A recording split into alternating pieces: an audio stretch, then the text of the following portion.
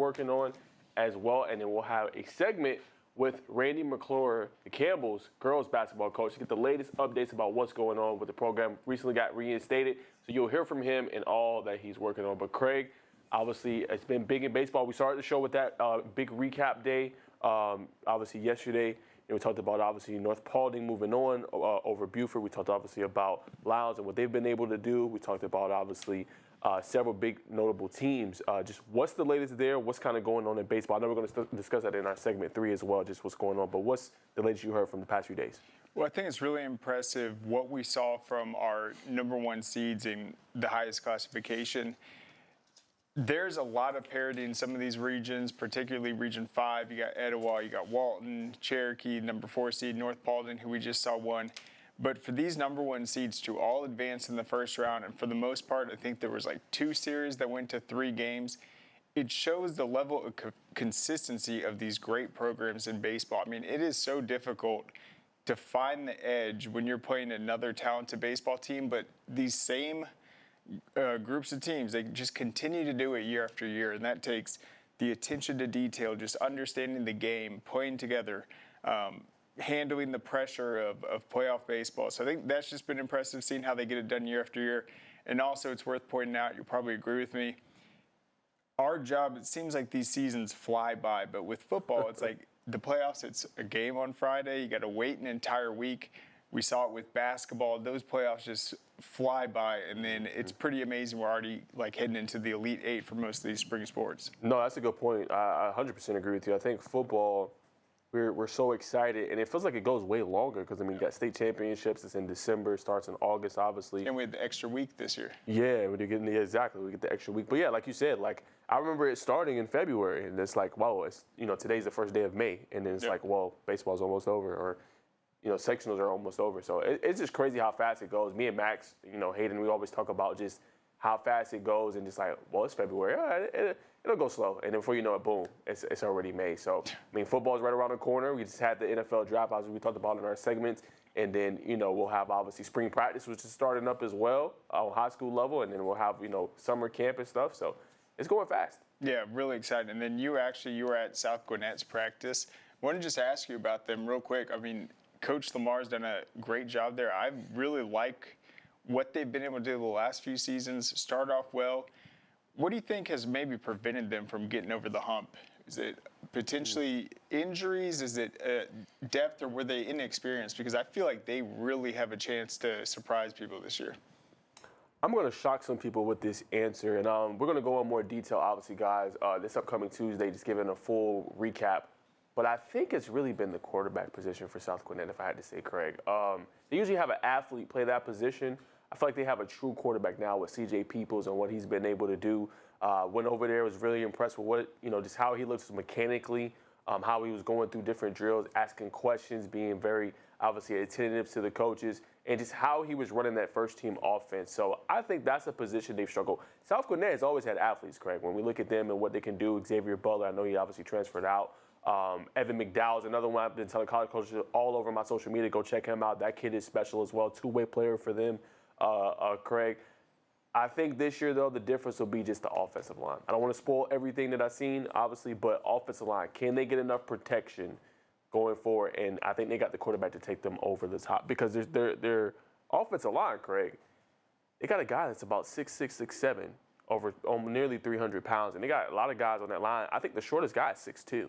Interesting. And I want to point out their defense real quick. I feel like they've had more of these like hidden gem players the last few years. Yes. Especially the defensive line. I mean, did you see kind of that same ability this year?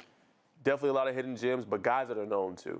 Guys that are known to on the defensive line, Micah Mitchell. We obviously shouted him out on Score Atlanta on the X page. Obviously, linebacker is Cedric Patterson. So they got some guys. I think, like you said, though, just they go, underlooked and things like that. But guys were over double-digit offers. Yeah, I mean, it's pretty crazy just how difficult their region has been. But, man, if they can get that home playoff game, start to make those playoff runs, I mean, it would feel like really catch on quickly. I mean, imagine like a quarterfinal game at South Gwinnett where they just surprise people the whole year, caught fire, and really come together. They'd be super dangerous this year. 100%. But, guys, we'll have the full breakdown of that on Tuesday, so make sure you tune in for that. All right, let's get to our fast break headlines.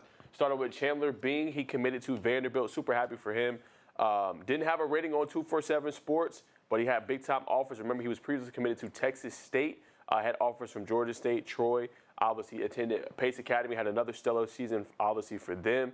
And he joins a really good unit that's coming in for Vanderbilt, and Mark Biggington, who had a really good year as well, Tyler Nickel, Tyler Tanner, and Devin McLaughlin. But I've seen him up close and personal a few times, and I was thoroughly impressed, Craig. I mean, just his attention to detail, his ability to probe into the lane, shoot the basketball at a high level, defend. And I'm just glad that he reopened his commitment, Craig, and I think he's definitely a player that should be playing SEC basketball. I see Texas State, yeah, that's a good program, but I'm glad he waited out the process, went through everything again, because, a lot of kids now are committing, Craig. Obviously the college is a little bit of a different cycle. This is kind of the cycle you see a lot of basketball players commit. But I was thoroughly impressed. I think he could do a little bit of everything, man, and I think that freshman year at Vanderbilt should be something to watch. Yeah, and if you followed Pace Academy the last few years, it was Chandler Bing and Eric Chatfield. He's that 1-2 punch. And he's such a great scorer from the wing. He can take over. I mean, when Chatfield was out or in foul trouble, he's the guy that can put up 28, 30 points a game. But he can also play that complementary role and take pressure off everyone else, hit the outside shot, and as you said, bring pressure in the lane, use that athleticism. I think he's a great complementary player, but also has that potential to lead when he needs to. 100%. All right, guys, that was headline 1. Let's go to headline 2. Wesleyan boys. They won their 3rd consecutive area championship. They trailed by as many as 7 strokes through 5 holes before closing with a strong back 9. They finished with a score of 303, 5 ahead of a runner-up Holy Innocents. Providence Christian, 335, was 4th, and Great Atlanta Christian was 5th with 341. Judd Stewart shot 75 to lead the Wolves and tie for 3rd individually. 3 Wesleyan golfers, Brendan Wright, Ben Young, and Will Wazevic, each shot 76 to tie for 5th individually. Ben Brown was 8th with a 78. Wesleyan's win clinches a spot in the state tournament at Twin Cities Country Club in Teneville. Wyatt Black had Providence's lowest boys round with a 79 score, and Clay Didoff had a score of 82 to finish 14th. Yeah, and shout out to Ben Brown. Looks like the quarterback had a nice 78 he shot in that for Wesleyan, so he's one of those dual sport athletes, had a great football season as well. 100%. All right, my last headline for our thoughts to Craig. Hebron Christian Tennis doing their thing, obviously. In the tennis course, they picked up an Elite 8 win, 3-0 over Trinity Christian this past week. Parker Landman earned #1 singles points, and Davian Zan picked up #2 singles points, while Hebron also got a #2 doubles victory from Brady Patrick and Evanir Huren. The Lions will host Athens Academy coming up this weekend. Man, cannot wait for those tennis state championships. What's been really great since they moved it to Rome used to be a situation you have 5 lines of tennis, and at some points there was only like 3 available courts. So if a team ended up sweeping or getting that 3-0 lead, the other teams might not even have to play in their state championship match. But now that there's bigger facilities, it's just a more exciting environment. I've enjoyed it, and I hope I can get up there this year to cover some of it and maybe inspire me for my tennis season coming up in the summer. All right, headline 4, Marist announces new head boys basketball coach Riley Campbell. Coach Campbell has been named the head basketball coach at Marist. Coach Campbell currently serves as the dean of students, and he was a part of the varsity boys basketball staff this last season that went 21-9 and made it all the way to the Sweet 16. Prior to joining Marist, Campbell served as the head varsity boys basketball coach and AD at Cardinal Newman High School in West Palm Beach. In 2023, he led that team to a 23-6 finish and the school's first district title in 8 years. Campbell is a native of Duluth, Georgia. He was the first head boys basketball coach at Notre Dame Academy during the 2017-18 season. He also has head coaching experience at Lake Worth Christian from 2014 to 16, and while there, he had 2 wins over #1 ranked teams in Florida. He had a successful run at Bishop Snyder High School in his hometown of Jacksonville. In addition to coaching duties, he has more than 8 years of experience as an AD at both Notre Dame Academy, Atlanta International School, and Cardinal Newman. So it's a guy that has plenty of experience leading the athletic program, being at Marist, now takes over that program. Yeah. All right, headline 5 real quick. Mill Creek girls soccer picks up a road win to advance to the Elite 8. The Hawks got a pair of goals from Kylie Williams and blanked host Richmond Hill 2-0, advancing to the Elite 8 of the Class 6A state playoffs. They will play at #6 ranked Lambert in the quarterfinals on Monday. Avery Eck and Ava Butler had assists in the victory. We have to give a lot of respect to Richmond Hill. They played very hard and never gave up. It's what Coach Vince Hayes said. We are proud of our players as they gained control of the game and kept the intensity up to neutralize their potent offense and counter quickly and effective. As their coach, I'm incredibly proud of the teamwork and selflessness that each player has shown this season, and that has increased in the playoffs. This is an amazing example of a Mill Creek Hawks team that has come into their own. Issa Ferry, the Region 8 Goalkeeper of the Year, recorded the shutout.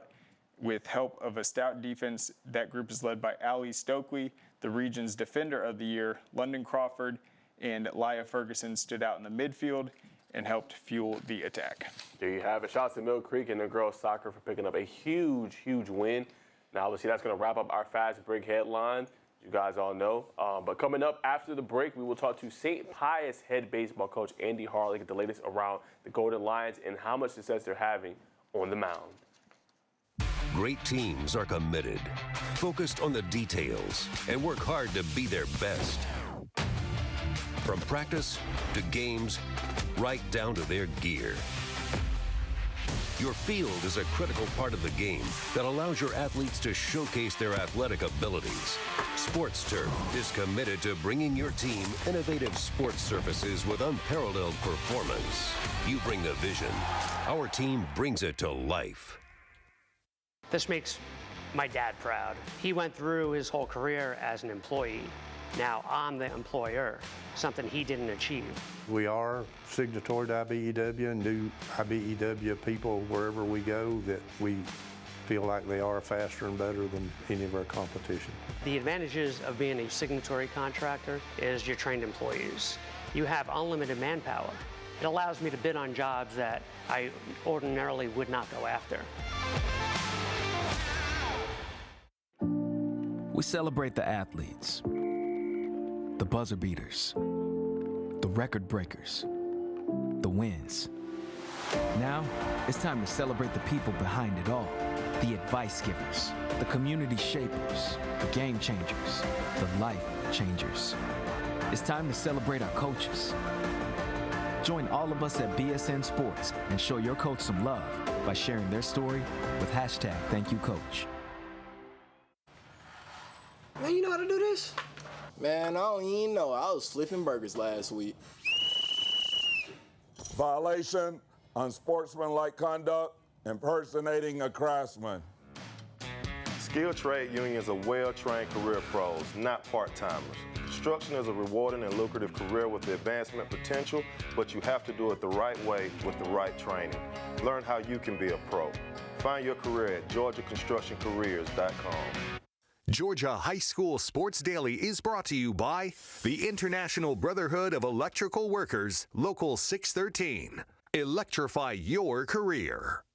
All right, welcome back to Georgia High School Sports Daily. It's now time for an exclusive interview with Andy Harlin of the St. Pius X Golden Lions. What's going on, Coach? Yes, sir. I think you muted, Coach.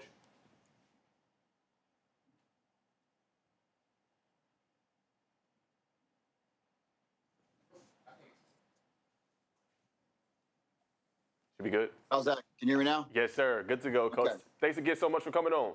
Yes, sir. Absolutely. Thanks for having me. No problem, Coach. So I just want to start a great season so far, Coach. 33-2. I believe only out-of-state losses. Just this team. I mean, they can win in a multitude of ways, Coach. They can score a lot of runs. They can play good defense. Just what are some things that's kind of caught your eye about this team, and when did you kind of know they'd be special? You know, everything starts with your senior class, and you know these guys have been through some battles over their 4 years here, and so we felt really good about the leadership coming into the season, and you know our off-season strength conditioning and went really well, and participation was really good, and just you could just see the dedication back then. But you never know until what kind of every year is different, and how it all comes together. But we felt pretty good about it coming into the year. For sure. And then I wanted to obviously ask you about a player. I believe his name is McClure Stevenson. He hit a milestone this year, 150 career strikeouts, Coach. So just talk about what he's been able to get his team this year. Yeah, I mean, he's just he's a pit bull on the mound, and he's just any coach, it's the kind of personality that you want out of your pitcher, and so he goes out there and just, it's a bare knuckle fight. Him and every hitter that he faces. But his competitive drive is just is as good as anybody I've ever been around. Wow. And then, Coach, I know you also hit a milestone, obviously, this year, hitting 230 career wins, excuse me. Just what did that mean to you, Coach, to be able to kind of accomplish that? I know it's not just you. I know you got great assistants, so I'm going to let you share about them as well. And just this program community around St. Pius. Yeah, I mean, in my whole career, it's been great assistant coaches, and I've had great players, and they're the ones who win games. But I've been blessed. At Pius, we've had our pitching coach Kevin Shonzik, is as good as it gets. Just does a phenomenal job with our pitchers, and his dad, Tom Shonzik, has been around. Like me, you can tell by the gray hair. But I've just been blessed with good guys around me, and they do all the work. To be honest with you. For sure. And then one more question before I throw it to Craig. I just want to ask you, obviously, about your pitching coach. Obviously, do a phenomenal job. Just how do you keep that bullpen fresh, Coach? You obviously have a lot of talent there, but just how do you keep them ready? Because, like throughout the playoffs, he might start 5 or 6 innings or whatever it may be, but you might need somebody to close for you, be a relief pitcher. How do you just keep everybody fresh? Yeah, it's two worlds and in one baton, and so from the starters and the bullpen guys and roles change. You have different situations and that type of thing. And again, Coach Shonzik, he has a whole program, with a calendar, and they all know what they're supposed to be doing each day. And he's the one who the flashlight should be on, for what all he does and getting our kids ready. And like you said, keeping them ready, because in high school baseball, you can have gaps between your appearances, and he keeps those guys sharp. But it's all very organized, it's all very programmed. But he gets all the credit for that. Then, Coach, I want to ask you about the playoffs in terms of baseball from a scouting perspective. How much are you able to look ahead to your opponents, and how much game planning goes into it?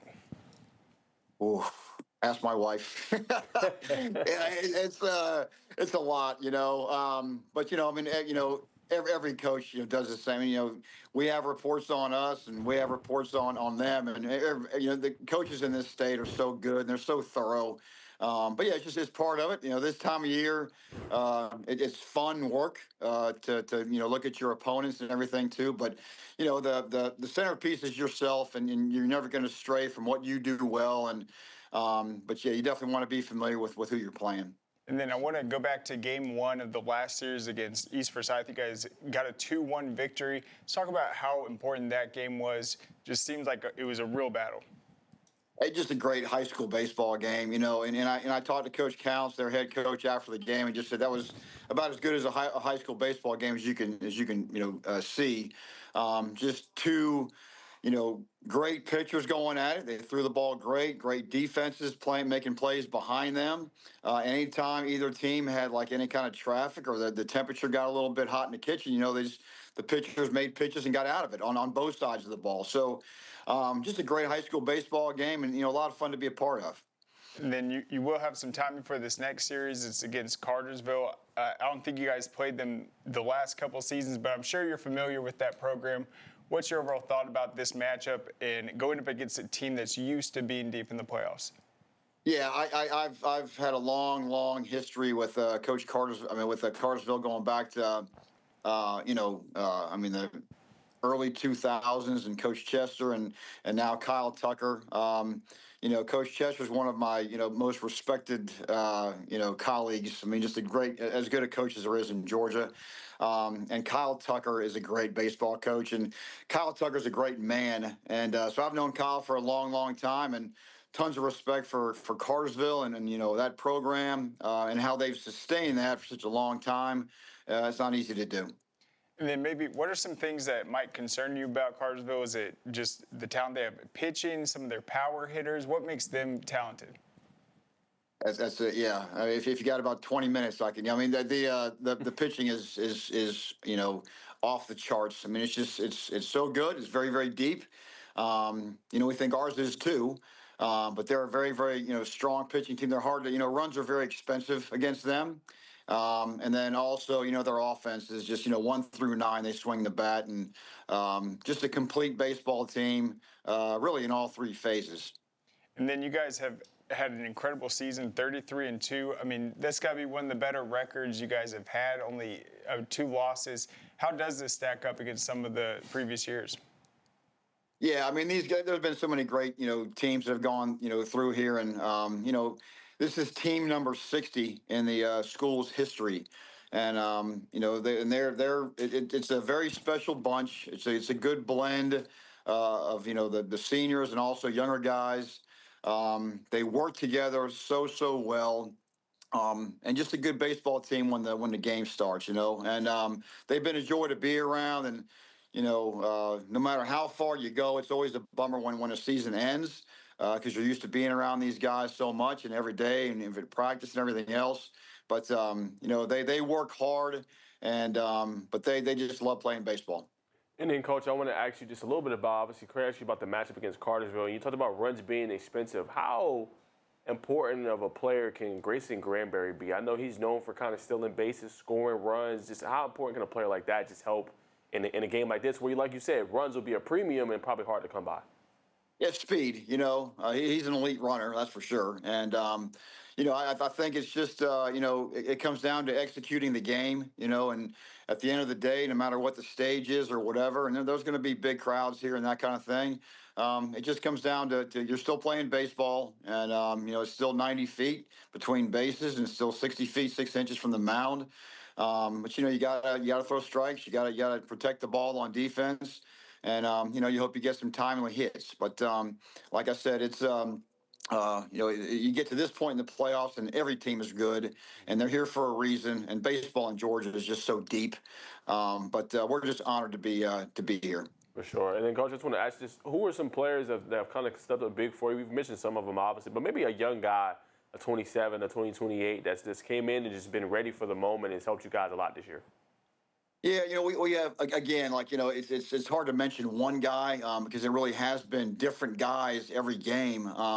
We haven't had to rely on one person, and whether it's a pitcher, and getting us out of a jam, or doing a great job, or a starter reliever, or somebody defensively making a big play, or getting that big hit. It's really, I mean, our senior class, our junior class, our sophomore class, our freshman class. Now, it's no secret, like in the game 1 against East Forsyth, our game-winning RBI came from a freshman, Andrew Biggers. And, but we've been blessed. Like I said, it's been different people, it feels like, every game. For sure. Well, Coach Harlin, I want to say thanks so much for joining our show for today and just talking a little bit about your St. Pius Golden Lions. Good luck in the matchup against Cartersville, and go Lions. Okay, thanks, guys. Thanks again for having me. Yes, sir. Anytime. All right, guys, coming up after the break, we will break down some of the top 10 teams that were in our poll pre-playoffs. Just talk about where they're faring and how they're playing currently right now.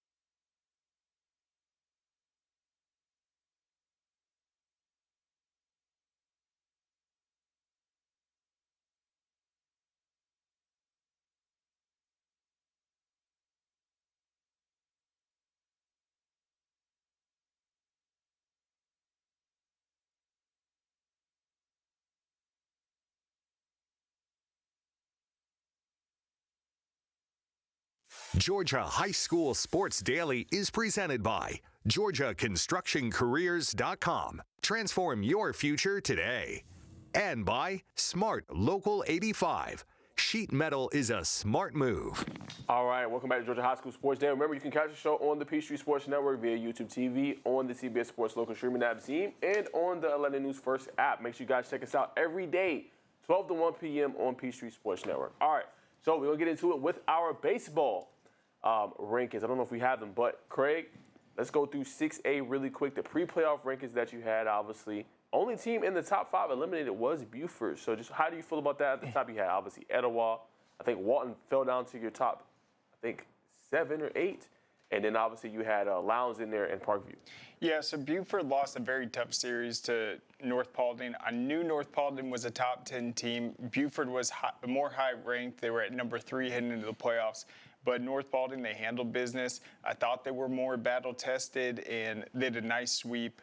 And really, they've been on fire. So North Paulding lost an early series to Walton where they got swept. But after that, they were able to do very well in the region. They scheduled a ton of top 10 matchups. They took a game against Etowah, and now they're into the Elite 8. They will be playing North Gwinnett next. So they already knocked off the number 3 ranked team headed to the playoffs. Now they got to play the number 2 ranked team. Should be a very interesting battle. Really like what North Gwinnett's been able to do this season also. They shut out McClure in the last round 10-0, 12-0. So no one is really playing better than them right now. So the top 7 teams are still alive with the exception of Buford. And then you had number 8, East Coweta. They got eliminated by Walton. Walton was number 6 heading into the playoffs. That was a big series win for the Raiders, who will now play Harrison. Harrison's unranked, but they are into the Elite 8. And then North Paulding, they've also knocked out Tift County in the first round. So North Paulding's knocked off 2 top 10 teams now. And then you had the big win by Brookwood over Grayson. Brookwood was able to avenge the loss last year to Grayson that came all the way in the semifinals. So that was a tough loss for Grayson, but a big win for Brookwood, avenging that loss. There you have it. All right, let's go to 5A. Craig, a really big matchup coming up. Pope is going to play against, obviously, Houston County, number 1 versus number 2 in your poll. Just what's your quick thoughts on that matchup? Yeah, it doesn't get much better than this. These teams have crossed paths in the last few playoffs. I think last year as well. This will be a very tough series. It very easily could be decided in 2 games, but pretty much a toss-up in my opinion. Houston County number 1, Pope number 2. You really have to watch out for John Stutzer of Pope, and they've been one of the better power hitting teams this year. Lots of home runs, lots of extra base hits. They've been lighting up the scoreboard. You have those 2 top teams in the classification, but you also have Loganville, who I feel like is like a 1A, 1B, 1C situation. Loganville's been phenomenal. They handle business against Greenbrier. They're going to play Creekview next in the Elite 8. Creekview had a big win over Woodward Academy. Creekview was unranked heading into the season. They proved me wrong. They knocked off number 9 Woodward Academy. You had a big win by River Ridge over Dunwoody, upsetting the number 4 ranked Wildcats. And then Villa Rica fell to Brunswick. Villa Rica was ranked number 5. They were pretty much neck and neck with South Paulding all season long. I want to point out Noonan, though. That's a team that is just red hot. They've won 23 straight games. They're 26-4 right now. They had a 4-game losing streak early in the season. They lost to Carrollton, Rockmart, Stars Mill, and South Paulding. Since then, they've won 23 straight. They're on absolute fire right now. Could be a team that challenges Houston County, Pope, or Loganville. And I think the thing that might benefit the rest of this field is that Houston County Pope series. One of those great teams is going to be eliminated. That's a good point, Craig. Obviously, hopefully making the path easier. All right, let's go to 4A now at the top. Craig, you got Allatoona, Marist, BT, St. Pius, and obviously Norfolk County. We know St. Pius is playing Cartersville. We just talked to their coach. So what's your thoughts on that top 5? Yeah, I really like what St. Pius has done this season. You saw the overall record, only 2 losses. St. Pius has been eliminated in the playoffs the last 2 years by Thomas County Central, a team they probably weren't familiar with. Now they aren't in that classification with them, and this seems to be a pretty wide open classification. Allatoona is sitting at number 1. They're still alive. You got Marist at number 2. I think they might be probably the most underrated team in the entire state just with how dominant they've been this season. as a state championship contender. BT at number 3, they're still alive. North Oconee had a big playoff win as well. They're still alive. It's a team that has won multiple state titles the last few years. They had a big series win over Ware County, which is one of the few top 10 teams that has been eliminated. Number 7, Ola, had a great season. They got ousted by Walnut Grove. And then you had Stars Mill, number 8. They lost to number 9, Cartersville, who, of course, will now play St. Pius, a big top 10 Elite 8 matchup. For sure. And then obviously 3A, Craig, I mean, this one looked really good according to your rankings. Harlin, North Hall, Pickens, Peach County, Troop, Cherokee Bluff, and Oconee County also alive. Yeah, this one's really exciting. So it's one round behind the other classifications because they had to wait for the postseason rankings to be finalized, where the other ones just, once the region tournaments were over, they got right into the playoffs. So you have all 10 of these teams in Class 3A are still alive. Obviously, at number 1 is Harlem. They are the number 1 overall seed, still undefeated. They took care of business in the first round, 15-0, 13-0 wins over Mount Zion Jonesboro. They will play Whitewater next. And I think not only are all the top 10 teams still alive, I think pretty much all of them except Jefferson and Dawson County were able to sweep in the first round. And those two teams are going to be potentially crossing paths, but I think the big matchup is going to be Oconee County and Jefferson. It just feels like these teams play like 5 times a season in every sport. I mean, they play in the region, sometimes the region playoffs. We see it with the basketball region tournaments. Now they're going to play again in the second round. There's a big rivalry matchup, and I think when you have 2 rivals like that, anything can happen. 100%. Well, guys, it's going to do it, I believe, for the rankings. Well, actually, Craig, 2A, how does 2A looking? 2A, same sort of deal. They're one round behind. They have every single team still alive. You got number 1 ranked Morgan County at the top left of the bracket. They're going to play Ringgold next. That is a top 10 matchup. Ringgold's ranked number 8. Should be a good one. I think Hart County is a team that surprised me. They beat Thompson. Thompson wasn't ranked in my poll, but is a really solid team. That was the number 9 overall seed. In terms of seeds, that was probably one of the bigger upsets. Hart County was the number 24 season. They went to 3 games, which I found this interesting. It was a 4-3 loss in game 1. They won 4-3 in game 2. And then they took care of business 18-2 in game 3. So I feel like keeping their their postseason alive in that game 2, forcing the game 3, really ignited them. And they're going to play Appling County in the next round, which is number 10. 100%. And then last but not least, Craig, just quickly, just Class A Division 1. Yeah, Class A Division 1, they will be playing today. This will be the second round of the state playoffs. In terms of the upsets, let me find this page real quick. The only team in the top 10 that did not make it was Elbert County at number 7. They fell to Ace Charter, who has now advanced. Ace Charter beat them in 3 games, and they will now take on number 1 ranked Gordon Lee. So we'll see if Ace Charter is able to take down Gordon Lee. Got you. Well, guys, we'll be right back after the break. We might have a breaking news update, so make sure you come back here on the Peachtree Sports Network. We'll see you in just a little bit. We celebrate the athletes, the buzzer beaters, the record breakers, the wins. Now, it's time to celebrate the people behind it all. The advice givers, the community shapers, the game changers, the life changers. It's time to celebrate our coaches. Join all of us at BSN Sports and show your coach some love by sharing their story with #ThankYouCoach.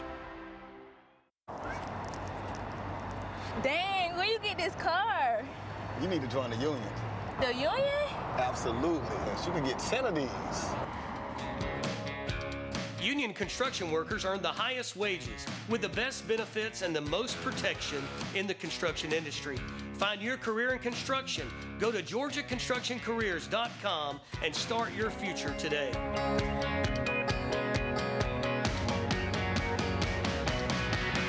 A journeyman with Local 85, when you turn out, you can be hitting 6 figures. Hey, I have your back, you have my back. We're gonna do this together. We're one for all for one.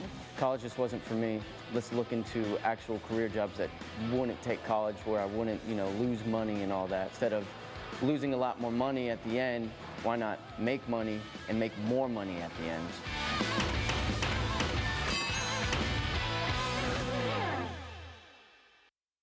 What happens after you graduate? Will you go to the next level?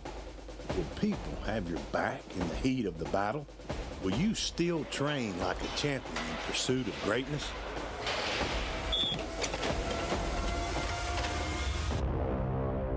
You will when you become an IBEW electrician. Join our team. Visit IBEW613.org. Welcome back to Georgia High School Sports Daily. Nigel was along with Craig Sager. We're now time to get into it with an interview from the Campbell girls head basketball coach, Randy McClure. So let's bring him on. Hey, Coach, how's everything going? Good, guys. How you doing? Doing good. Appreciate you having you on, Coach. Obviously, love the shirt you have on, too, representing Morehouse. Yes, sir. Yes, sir. Yes, sir. 100%. Well, Coach, I just want to ask you, guys got reinstated, I think it was April 24th. Just when you found out you guys were being reinstated, you're getting your job back, just what went through your head? What was those feelings, those emotions kind of like? Well, pretty much just grateful. Really appreciative of all the people that, spoke on our behalf and represented us and said kind things, but made phone calls and made themselves known and all those things. Just grateful and mostly grateful to God. This, to me, just had to be a God thing just because of the way it happened. And he used all of those people to be instrumental in making things work in our favor. For sure, Coach. And then I just want to ask, obviously you're appealing to the community. They really respect you guys. It went all out, 4,000 plus signees on the petition. But this is your first ever job. You've been here for a long time, ever since you graduated from college. So, just what does that mean to you to stay at a place where it's kind of all you've known and just how you've been able to have this residual impact for all these years? Well, it really means a lot because it means that, sometimes you do things and you don't know whether people are paying attention. We've had pretty good support throughout the years, but I never really knew the depth to which it reached. And of course, I'm now coaching the kids of people that played for me. So I do understand a little bit about how we're connected, but you just never know, in a situation, how things are going to play themselves out. But definitely grateful because you're right. I'm finishing up now year 39 at the same school. Wow. Yeah. Coach, I want to ask you just about your friendship and bond with Coach Gwynn, just what it was like going through this with him. Well, it's pretty good. He and I, sometimes at schools, the boys and girls coaches, for various reasons, don't get along or they're being competitive with each other. And the only competitive thing we have is I'm an ACC man and he's a Big Ten man. For the most part, we get along. In fact, a lot of the defenses I run, I got from him early on in the years. We talked when he first came and we modified it. He, I think, made run some of the offenses a little bit like what we do. So we share ideas. We're both family men. We both are classroom teachers in academic settings. I'm a science teacher, he's a business teacher. And so we get along really, really well. And we kind of kept in touch, kind of keeping each other up and trying to find out, what we could and then make each other abreast of what's going on or the latest and just trying to keep each other's spirits up. And then obviously it's been about a week, but do you really feel like this situation has just come and gone and you guys are ready to move forward just from the school level, the administrative level, just you guys seem to all be happy that it's over? Well, I am. I really wish that we hadn't had to go through that little episode. But, one book that I read says all things work together for good. So somehow there'll be a good that will come from this. We're a little behind in terms of where we would like to be in terms of our normal schedules, because by now we would be way into our off-season trainings. And so I'm having to get that going. But I am happy that it's over and hope that, we can just move forward in what's the best interest for our school. Obviously, we're both Campbell people. We've been there enough to really be Campbell people, so I don't want anything negative for our school. Right, and that was something you had to worry about. You guys lost your jobs right after the season. You didn't know players might transfer and leave, but you guys got your jobs back. It's been in a pretty timely fashion.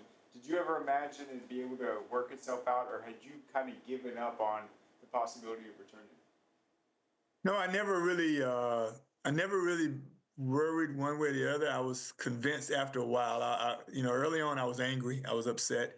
And through my prayer time and stuff, I reached a point where really was whatever happens, this is going to be something good. I'll go with it. I obviously wanted to be back where I am because I felt like we still had some things to do.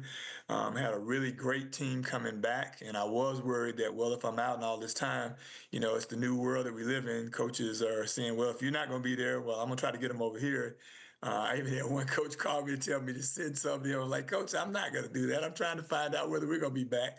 So, but I understand it because it's the world that we live in now. It's a new dynamic. But I never really doubted that there would be a positive result. I just didn't know how it would come.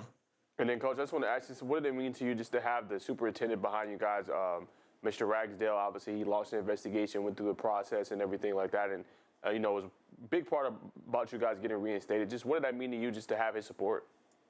Yeah, it's a tremendous honor because when you think about the grand scale of all things in a system like Cobb, second biggest system in the state, there's so many things going on, so many variables going on. For him to take time to even pay attention to that really meant a lot to me. They often the system thing is Cobb is the best place to teach, lead, and learn, and that obviously gets me more buy-in to that because of the care and the concern he took out for somebody like Coach Gwynn and I, because he didn't have to do that, and but he not only did it, he did it in a personal way, and so I'm grateful for that.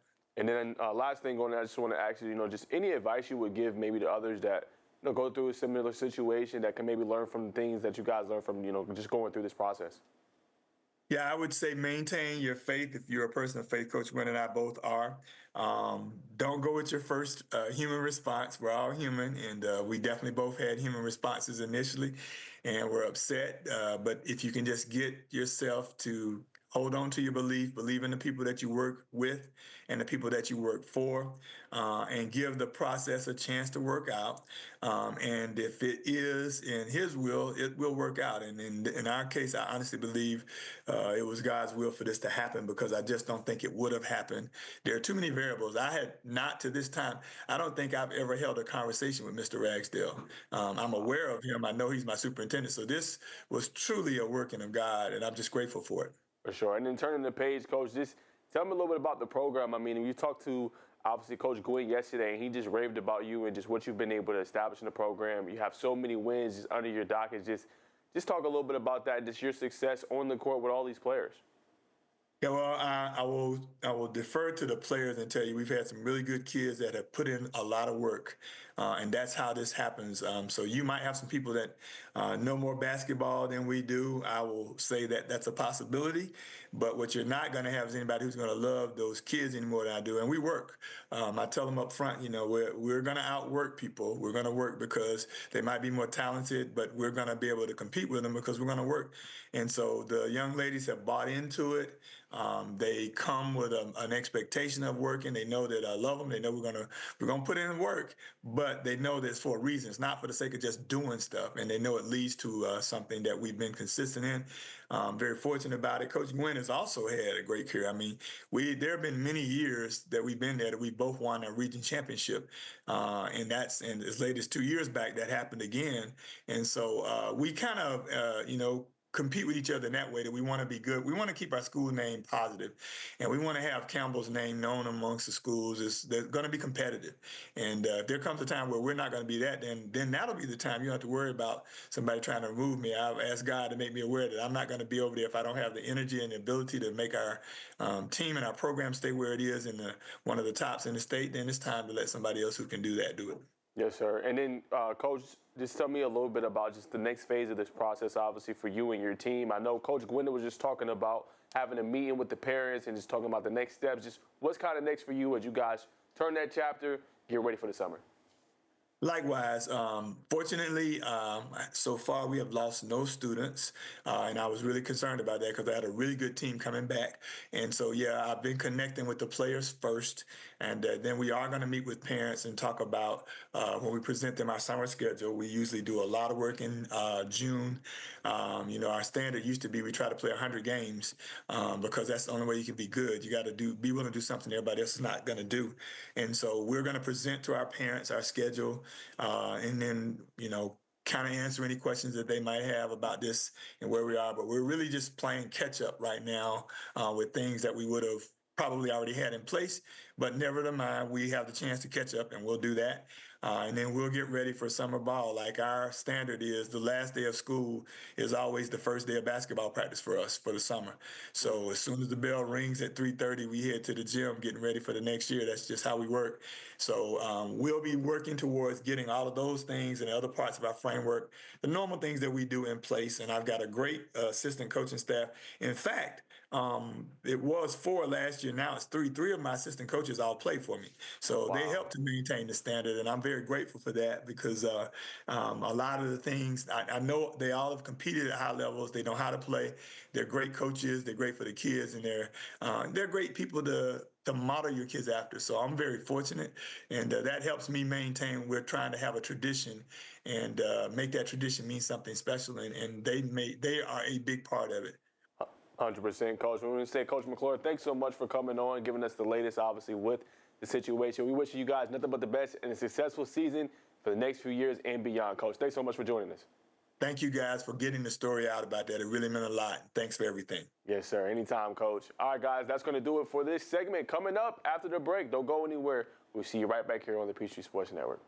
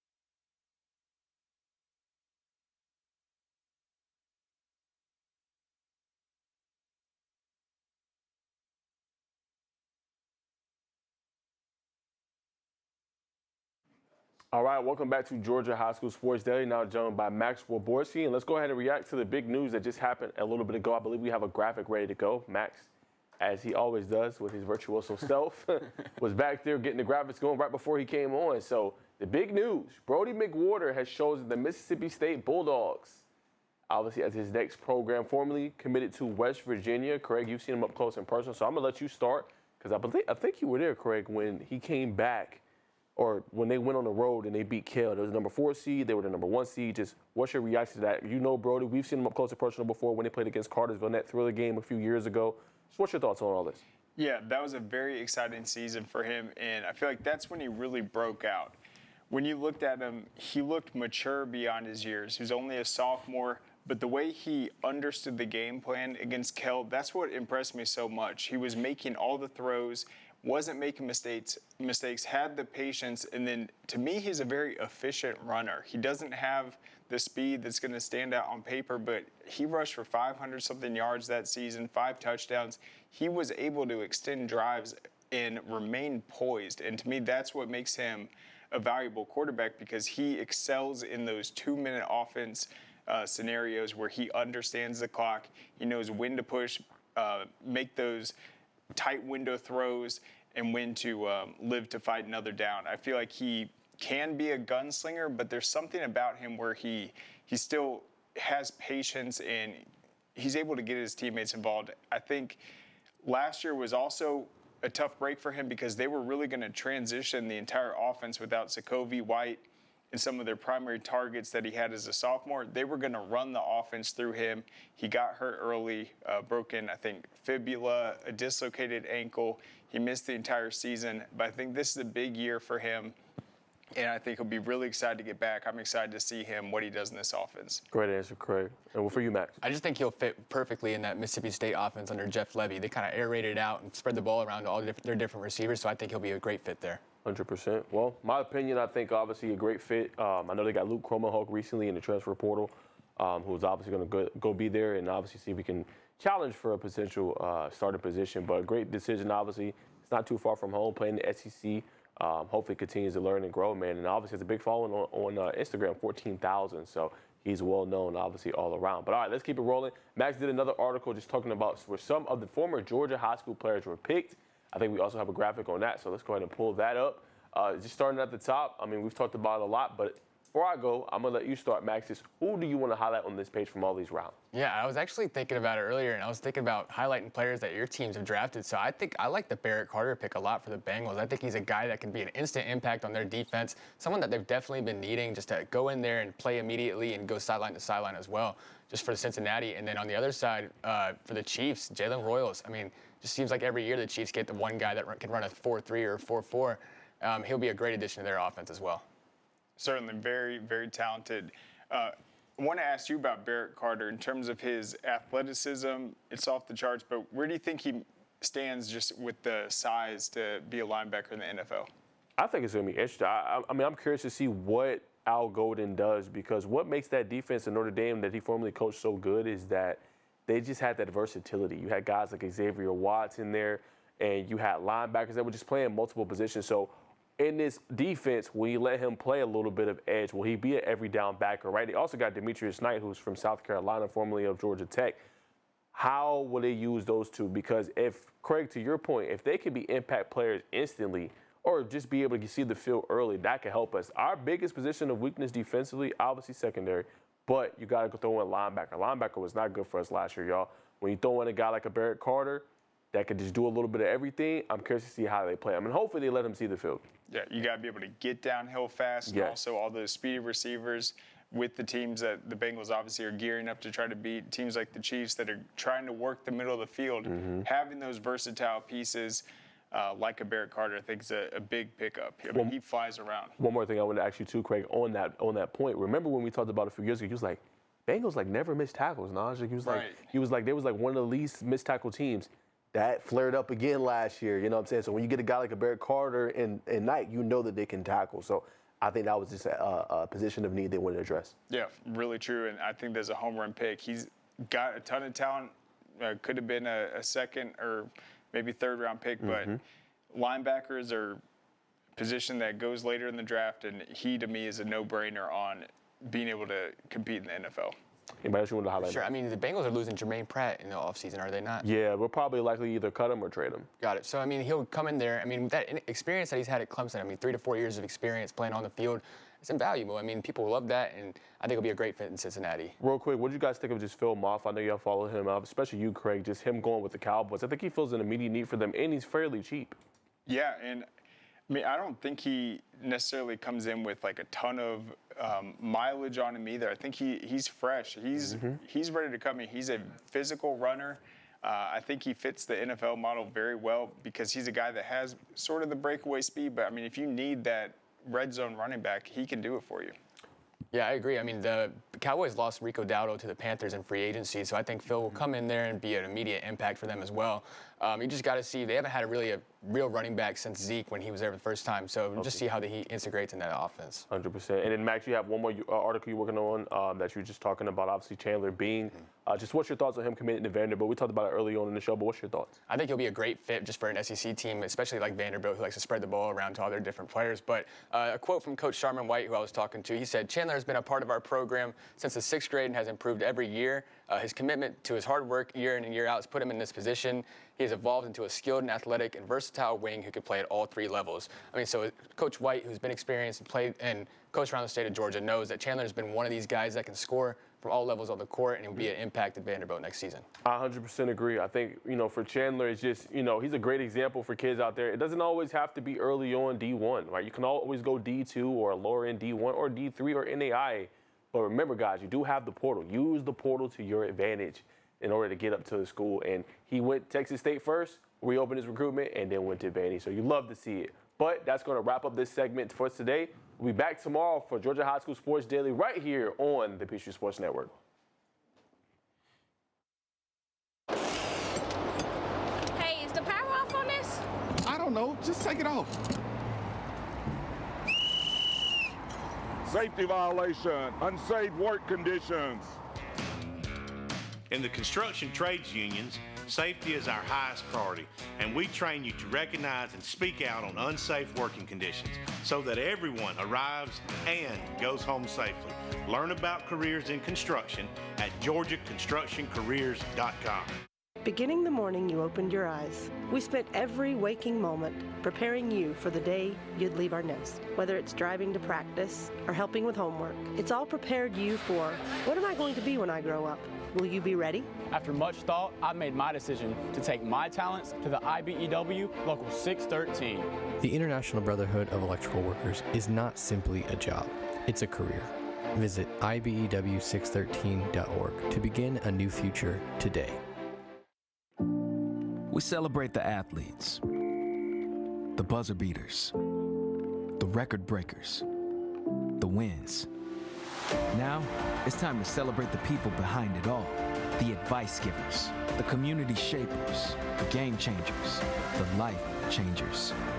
It's time to celebrate our coaches. Join all of us at BSN Sports and show your coach some love by sharing their story with #ThankYouCoach.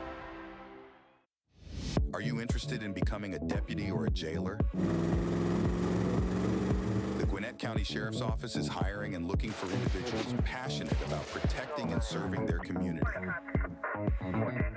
If you are 18 years or older, join our team by visiting gogcso.com for more information. Gwinnett County, together we can make a difference.